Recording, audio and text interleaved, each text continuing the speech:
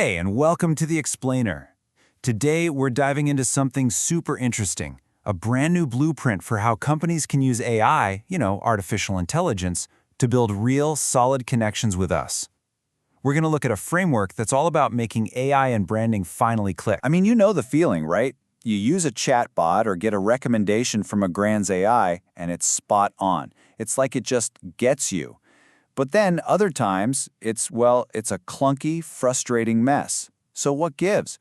Why is there such a huge gap between the good and the bad? And it really all boils down to this. The good stuff, it feels totally seamless, it's personalized to you, and over time you actually start to trust it. But the bad stuff? Oh man, it's intrusive, gives you totally irrelevant suggestions, and it's just annoying.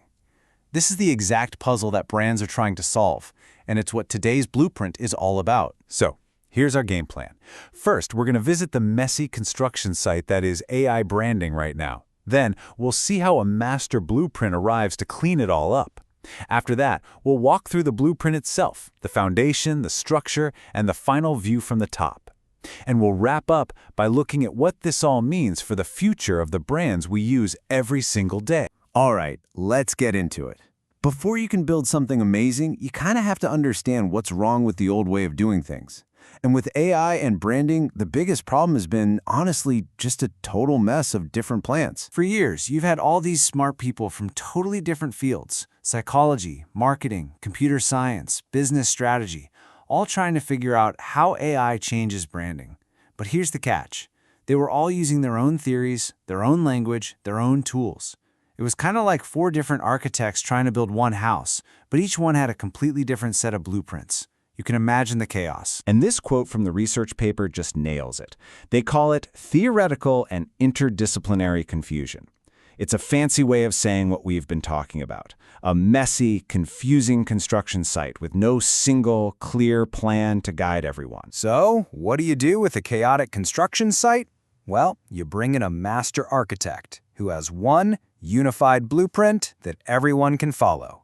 And that is exactly what a team of researchers decided to do to bring some order to all this chaos. Now check this out, because this is what makes this so powerful. The researchers didn't just dream this up. No, they did a massive review, digging through 414 different research papers published over the last 2 decades.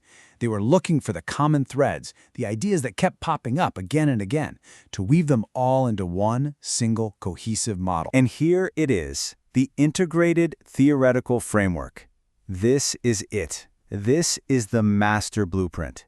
It's basically one unified model that clearly explains how AI changes branding by breaking it down into 3 simple core parts. The drivers that get the whole thing started, the influencers that shape our experience along the way, and the outcomes, the final results. Okay, so any good building project has to start with a rock-solid foundation. And in our AI branding blueprint, that foundation is made up of what the researchers call drivers.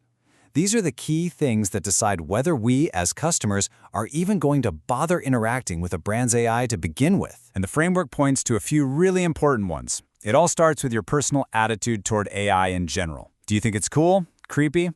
Then there's brand personality. Does this AI feel like it's coming from the brand you actually know and like? And then you get to the really practical stuff. Perceived ease of use? Is this thing actually simple to use? And perceived usefulness. Is it going to help me solve my problem? And finally, a big one, subjective norms. What do your friends think? What are people online saying about it?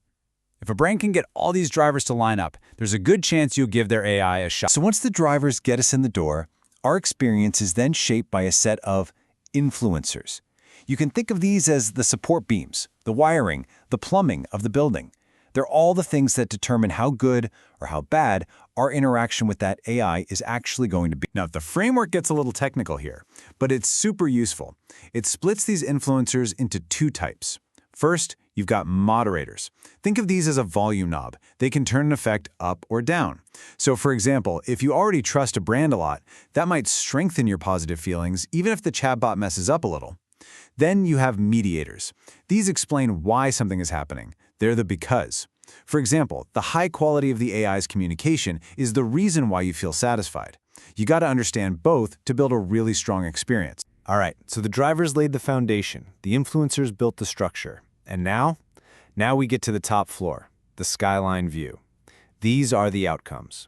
This is the whole point of the project, the ultimate results that every single brand is trying to achieve with their AI. So what are we talking about here? Well, the framework highlights some huge ones. We're talking about building real brand trust, or even brand love, that deep emotional connection that's so hard to get. It's also about making you feel like the brand is a quality partner, increasing your intention to come back and use it again, and ultimately, a sense of need gratification. That feeling of, wow, that actually helped me. For any brand, this is the holy grail. So now that we have this incredible, detailed blueprint, the really big question is, so what? What do we actually do with it? How does this thing help us build a better future for branding?